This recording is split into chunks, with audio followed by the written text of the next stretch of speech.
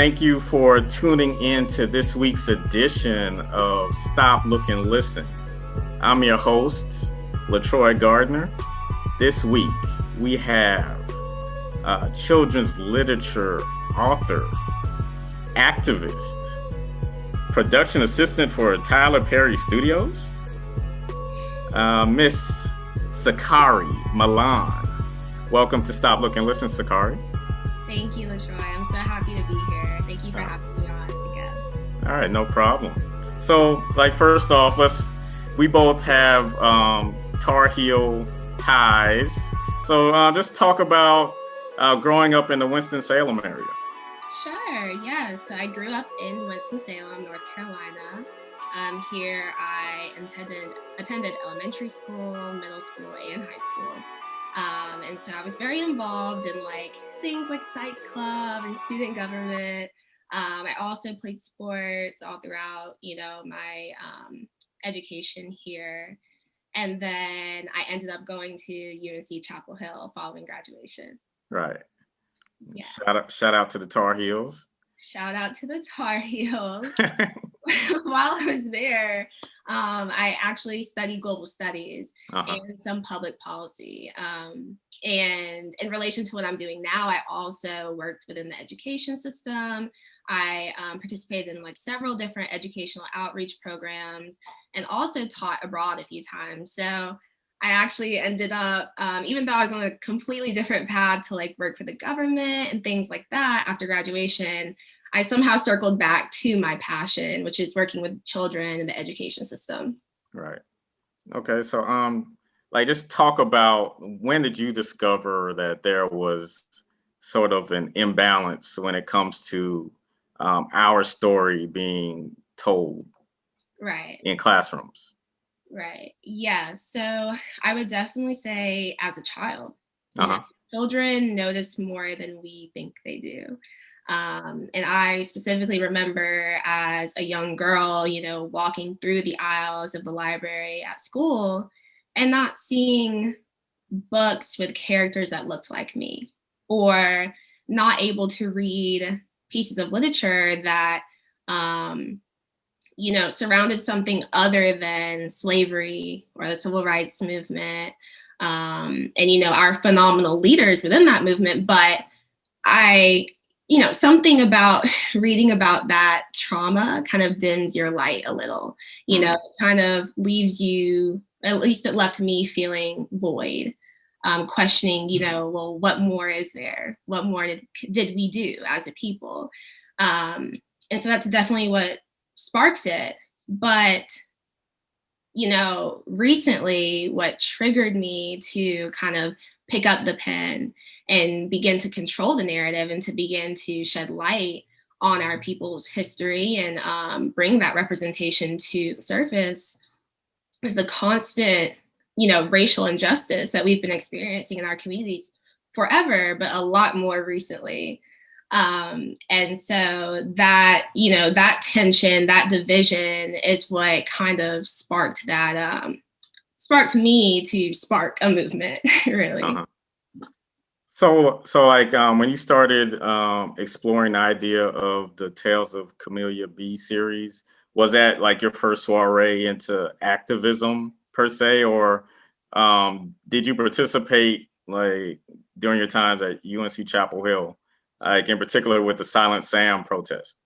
Right. Yes, I was definitely a major participant in that movement. With Silent Sam, the things that we experienced, especially as students of color on campus, with that statue being there and the fight to get it removed, were horrendous. There were times where, of course, we would protest and be met with the KKK or white supremacists or, just people fighting for this Confederate statue, really for what, right? And so that definitely was a struggle.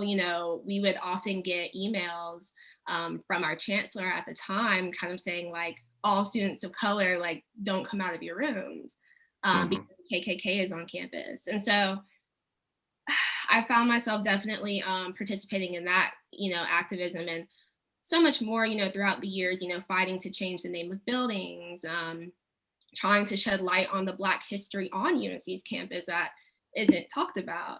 And then also just being a part of like the Black student movement. And I was also a part of the Carolina Indian Circle. And so, I found myself definitely often advocating for our people. But I also focused a lot on the education system and reaching out to students in more disadvantaged areas or circumstances and bringing them to UNC and showing them that like you can accomplish anything you put your mind to, and kind of giving them access to resources that they may not have access to in their current situation. Okay. And you graduated this past spring from UNC Chapel Hill. Just speak about dealing with the climate in regards to the pandemic and having virtual graduation and the outlook of being able to find employment being somewhat bleak. Like, just talk about that experience and how you was able to persevere. Yes. So definitely a difficult time for us all, right? Mm-hmm.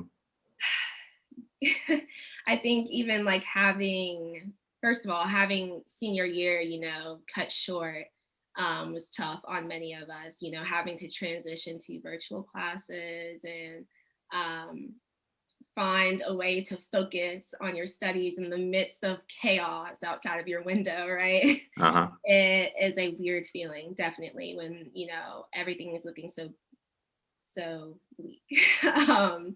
But I will say in that moment, although I found myself in a difficult situation, I spent a lot of time, praying that I could find, in that stillness, I could find my passion, and that I could, focus in on that instead of kind of like the negativity going on, Right. outside and in the world. And so I just found myself kind of sitting still and asking God, lead me, guide me, because at the time, the job market wasn't looking great. I didn't really graduate at all. We graduated, through like an email. Uh-huh. There was no ceremony. And so there was no, peaceful really transition to adulthood, kind of. Right. It was kind of, they just threw us out there. And so I had nothing else to do but seek that guidance. And so, because everything was out of my control. Right. And in that stillness, I was able to focus on writings that I had begun a year before. In 2019, I had begun writing children's stories about Black themed topics. So, kind of just encouraging Black children that they could do anything, or encouraging Black children to love their hair, things of that matter. So I'd begun focusing on those, but like I mentioned a little bit earlier, there was so much racial injustice and division going on outside our community. I wanted to be an actor in that. I wanted to be a voice for change. And so I decided to take the stories that I had already been writing and focus them in more on making a deeper change, like bringing things to the light that we don't know as a people, that many of us don't know. And so it actually helped me navigate, the chaos that I was living. It helped me kind of focus on a mission and a purpose, right? To bring a positive effect into our communities when we were experiencing so much hatred and we were experiencing so much violence and misfortune. And so I think that during that stillness, I was able to bring light into darkness by creating the Tales of Camelia B. All right, cool. So let's talk about the Sea Surfers, the first book in the installment of the Tales of Camelia B. Yes, yeah. So the Sea Surfers specifically is about the Malian Emperor, King Abubakari, who voyaged to the Americas in 1311. And this is far before Columbus did. And so the story kind of follows Camelia and her friends who go along with King Abubakar and witness all that happens in the Americas. And so it's a very important story because it's dismantling this idea that Columbus was the first to find the Americas. And it's also shedding light on the fact that there were many who voyaged before him. And they actually brought great contributions, to these areas instead of violence and everything else that we know that, Columbus did. Mm-hmm. And so, but the Tales of Camelia B, is far more than just one book. It's an entire series highlighting these Black legends, leaders, and innovators all around the world. And so it's bringing all this to light so that our children can have some sort of identity with the past, be able to identify with the past and identify with the leaders of the past, and understand that their ancestors have done so much more than is being highlighted right in the education system. Okay. So tell me about Camelia B. Like, is she pretty much a reflection of a young Sakari? Yes, not intentionally, but I will say that when I look at her and I look at little Sakari, identical, I think in trying to represent the unrepresented, I therefore drew myself, right? That little girl who didn't have that representation. And so Camelia, not only, physically does she kind of represent many little Black girls, right, in the world, but she has this very curious nature to her. She's constantly questioning how, why, who, when, where. She's eager to learn. She's eager to, uncover mystery, uncover the unknown. And I would say that she and I align in that way, in which I'm a lifelong learner, so I call myself. Not learning our history in school has kind of brought me into an area in which I'm constantly yearning to learn more about what we weren't taught. And so that is what Camelia is doing for all of the little, children in the world, is she's doing that with them. She's asking them to join along in that. All cultures, all children, come and learn what you have not been taught. Come and learn something so magnificent that it'll blow your mind. And so, yes, I would say in all those ways, she is me, I am her, and I love her. She's my baby. She's amazing. She is truly a trailblazer on her own, a hero. Right. Nice. So what is the target age for the series? Yeah, so the target age group, K through 5. Mm-hmm. So it's fit for all children within those grade levels. And I chose this grade level, or these grade levels specifically, because this is when the child is the most innocent, impressionable, and their imagination is just soaring, right? And so I want children and parents and educators alike, any reader, to be able to become the explorer, become the traveler, become that adventurer, right? Mm-hmm. With Camelia. And I believe that children in these age groups are able to truly do that. Right. And I believe that they will be able to heroize, these characters, these leaders that they're meeting, and idolize them.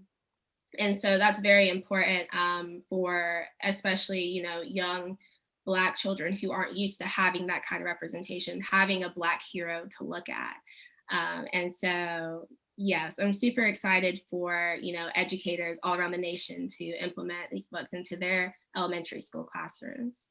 All right. So do you see any challenges in uncovering our hidden truths of the African diaspora? Most definitely. Most definitely. The fact of the matter is, anytime, Black people try to shed light on their truth or their history, our credibility is always questioned.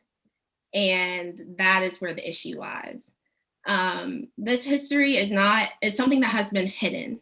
It's something that has been altered. It's something that has been deleted. it is something that they don't want us to know. Right. And so everything about that is very intentional.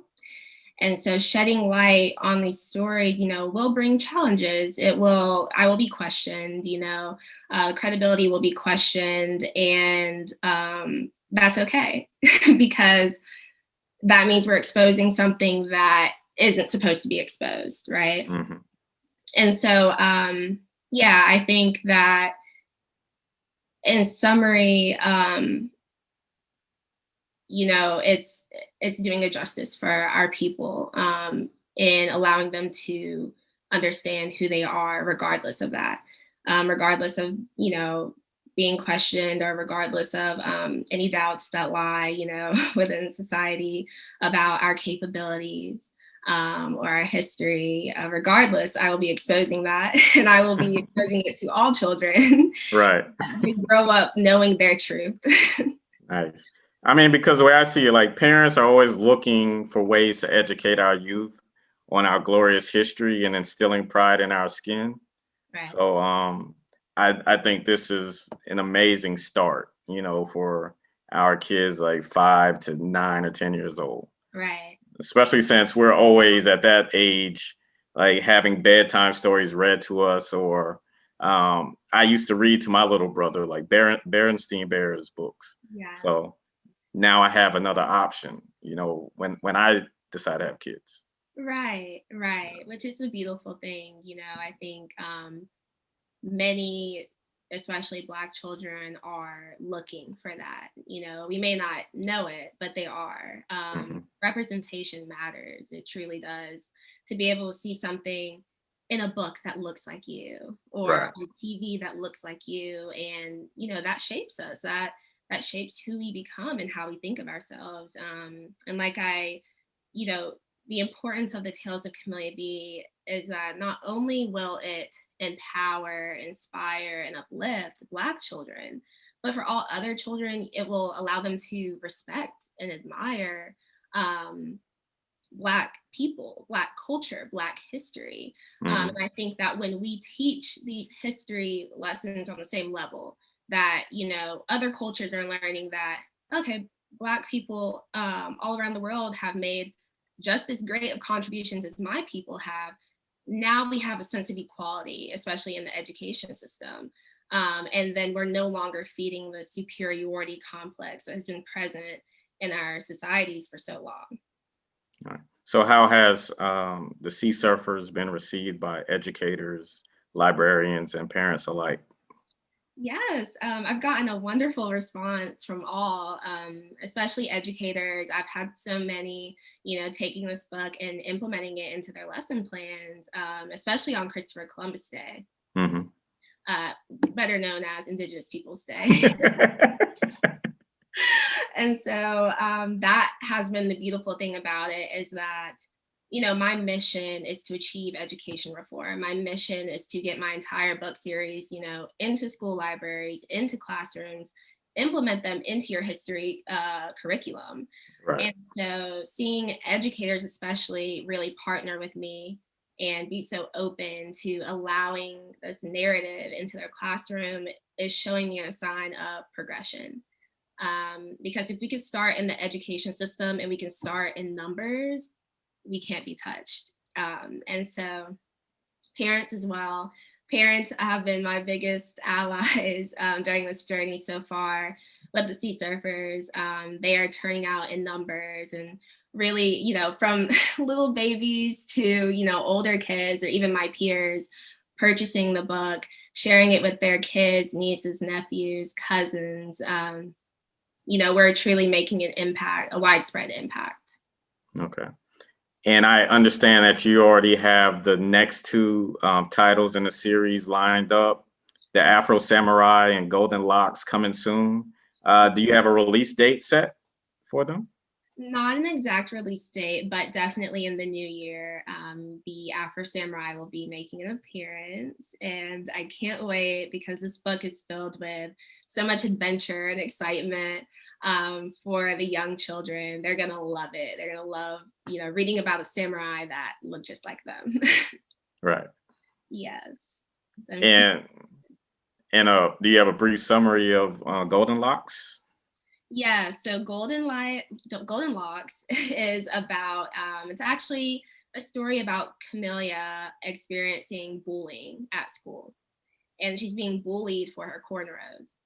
And so basically, the book outlines her shedding light on the history behind cornrows and why it's okay to be different. It's okay to express your culture, especially when it has all this history behind it. So she brings more meaning to cornrows than people tend to see.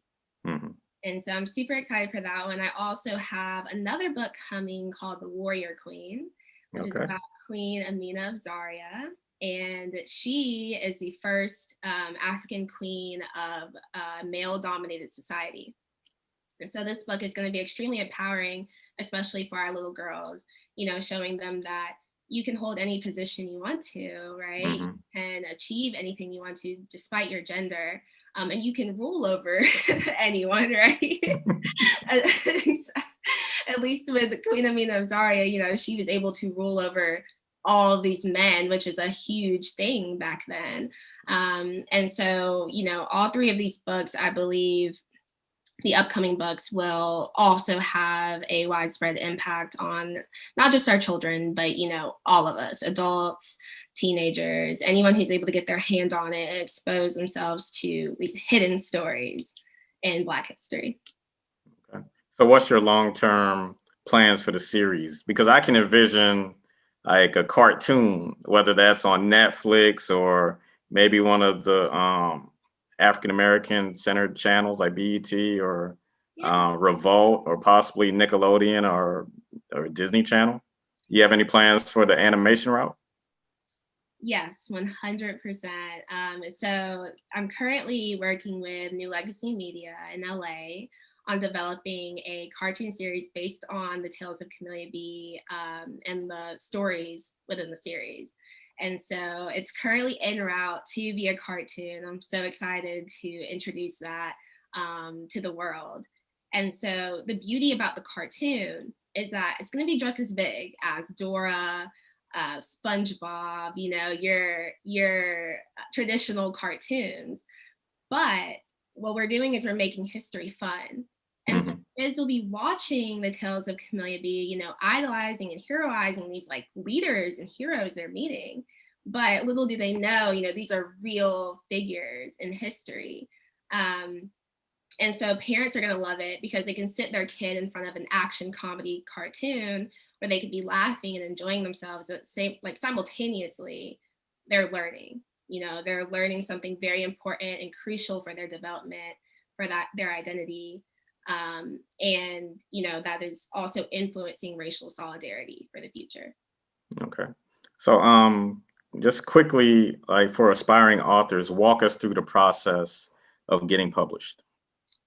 Yeah, so for me, it was not the simplest route because this was a new venture, you know, that I was going into, and this was something that, you know, God guided me to do.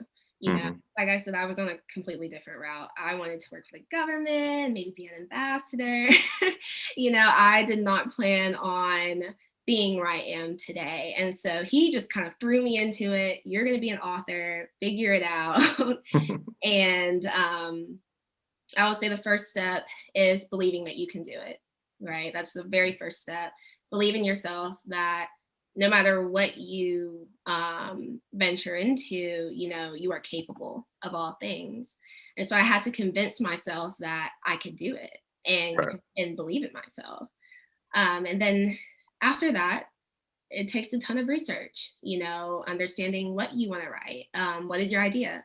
How will it impact society? How will it impact the reader? What message do you want to leave? That's all very important. And so I did all of that and just trying to understand the right way to reach people, the most effective way to reach people. And after that, you simply put words on paper. And I know that sounds very simple, but I will say, when you begin, you kind of just let your imagination lead you. At least that's what it was like for me. From page to page, even if I really didn't know where it was going sometimes, you just have to kind of trust your imagination, especially writing children's books, as an adult, sometimes we can be a little too realistic.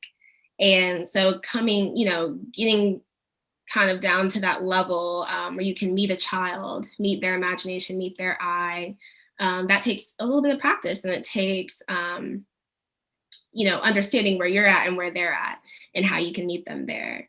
And so, in that research, especially being an independent author, not going the traditional publishing route, I had to figure out how I was going to do all the legwork myself. So copywriting, finding a printer, things of that sort.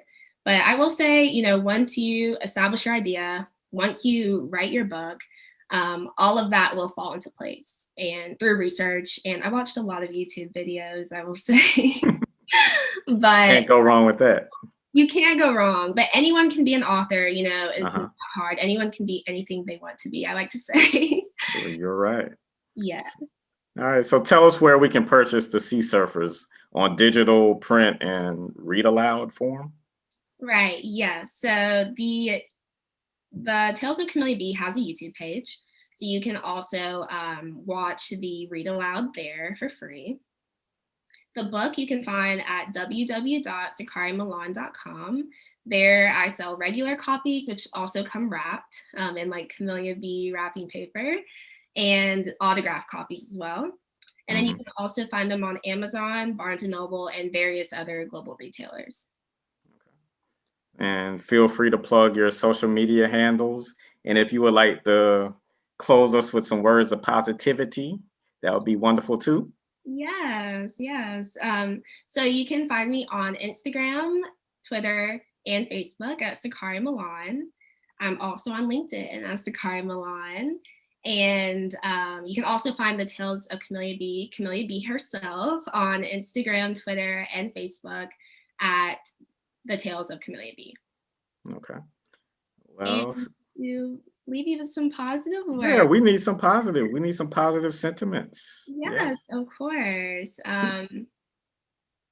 Always be enlightened and empowered. Never stop reaching for the truth, yearning for the truth, your truth specifically.